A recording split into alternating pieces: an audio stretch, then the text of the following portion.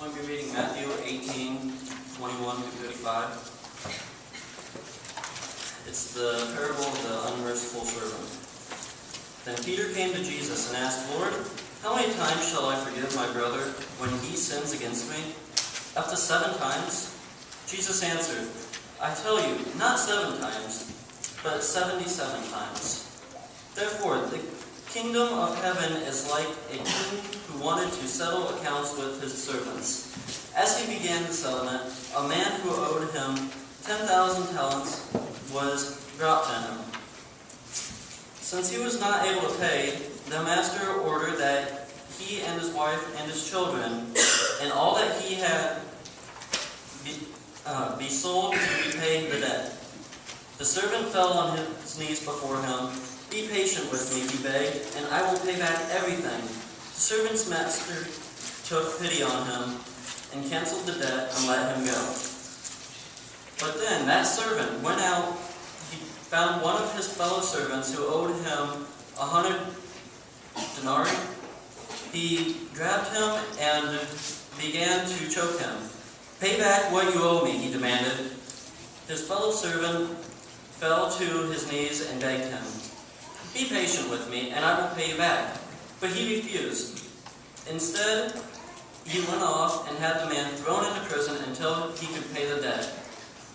When the other servants saw what had happened, they were greatly distressed and went and told their master everything that happened. Then the master called the servant in. 'You wicked servant,' he said, 'I canceled all that debt of yours because you begged me to. Shouldn't you have mercy on your fellow servant just as I had on you?' In anger, his master turned him over to the jailers to be tortured until he should pay back all he owed.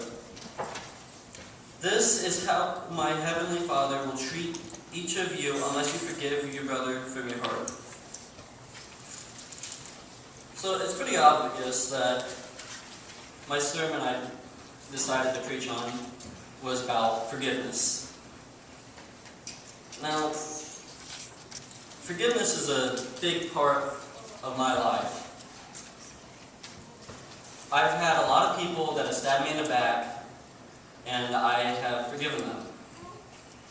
I've had a lot of people cut me off, and I have forgiven them. Maybe a few choice words, but I'm just being honest. This morning we were driving here, and there was a truck that was right behind me, and he decided he was going to pass with the semi coming in the other lane. The truck could not get in front of me at the speed that he was going. So he was going to run into that semi if I didn't slow down. I got a little upset, and then I slowed down, let the guy pass me, the semi went by, no accident, luckily. Got past the interstate, got to thinking, was talking to Nicole and Kyle, and they were like, "This is a good example of forgiveness." Just a little bit. But what better morning to forgive someone than a Sunday morning? Now, I've found something funny here. Peter went to Jesus and asked him how many times he'll forgive his brother. 7 times. 7 times doesn't seem like that much, you know. I mean, you can only go so far until you finally just want to avoid the person and be mad at them for the rest of your life. Well, Jesus decides to say, not 7 times, but 77. In some versions, I like the other versions better. They say 70 times 7, which is 490 times.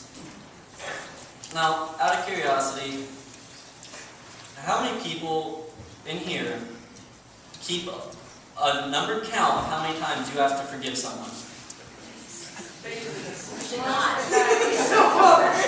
I mean, seriously, who keeps that counting that high? Just yeah, you have a little bit of a grudge problem.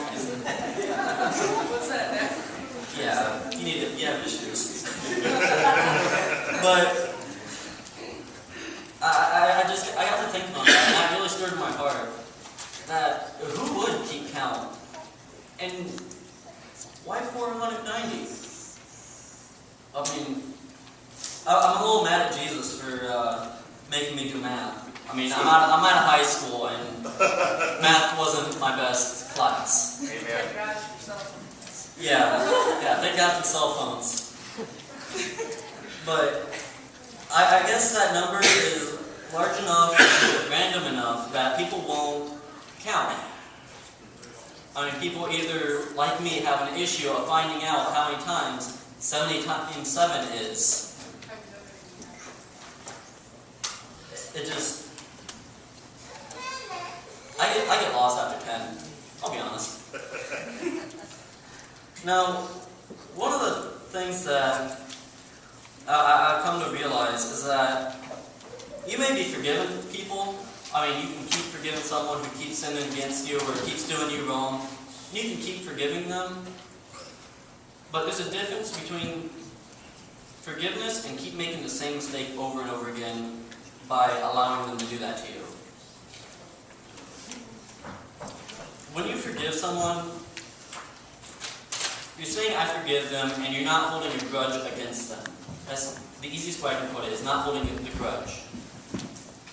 But, I mean, if you're going to have someone come up to you, do something wrong, and then you ask for forgiveness, and then turn around and say, and do the same thing again,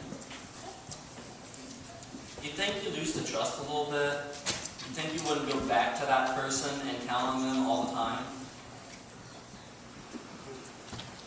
Now, I'm glad we have a good God, and He'll forgive us over 490 times.